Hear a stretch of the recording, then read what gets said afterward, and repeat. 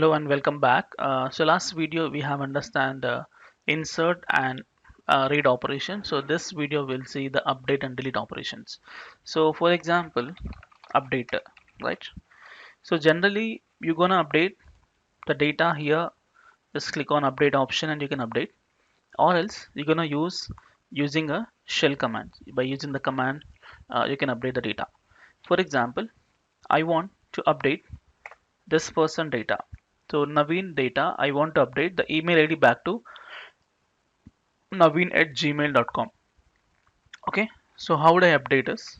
Like this: db dot customer dot update one record. Okay, and whose data I want to update? Naveen's record. So it means you have to specify the condition here. So condition, you mention the first name or last name or generally ID. So let me get the ID. ID underscore ID will be object ID with double quotes, paste it. So for this particular ID, comma, another object in this dollar set. Okay, update condition and set. Set what? Which field you want to update and what value you want to update. So I want to update the email to be something. So email will be Naveen at gmail.com. Along with email, I also update the IP address. So do you have IP address? Yes. It was 127.0.0.1.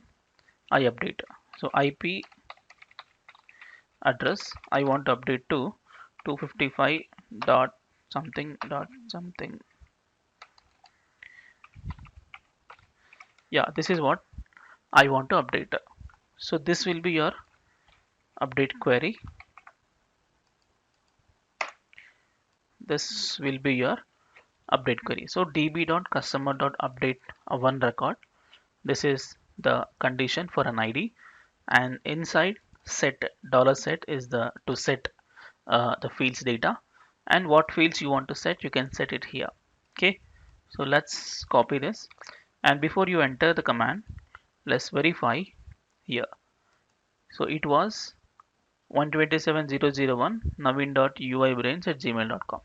I want to update it, so let's copy that back to command line, paste it, enter. See, acknowledgement true, match count 1, modify count 1. So one record has been updated. You know, verify, go back and refresh.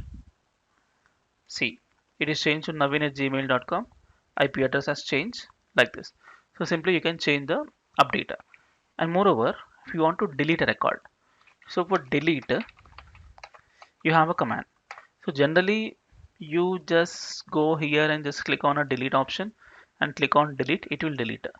Or if you want to have with, you want to delete with particularly with command, you can do that. How is, for example, here db dot customer dot delete one record, and you just specify the condition. So what is the condition is, let's remove my record, copy the ID and then paste it. So I made double curly brace, paste it. So let's remove a Naveen's record, copy, and please check how many records. Count is 26, right? And the first one is my name. I want to remove it. So go back here, paste it, enter.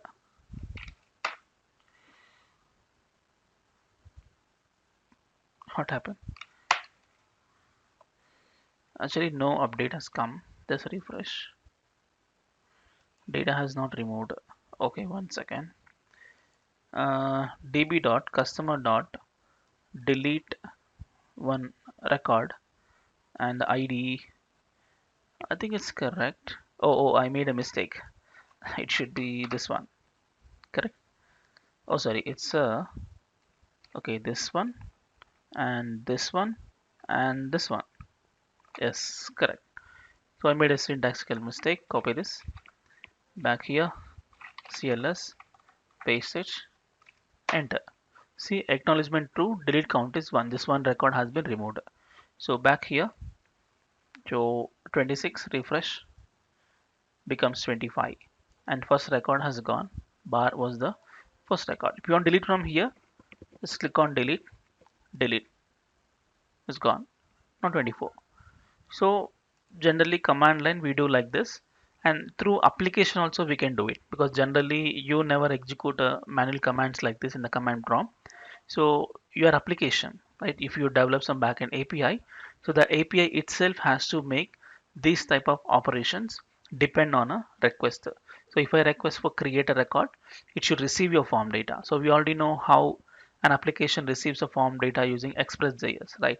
So it should receive a form data. It performs some kind of validations and some processing on data, and that data we have to insert into MongoDB. So through application, automatically it should happen. Okay. So through application, how you gonna insert, update the records, we'll see in the next video. Thank you so much for watching, and we'll meet in the next video. Thank you.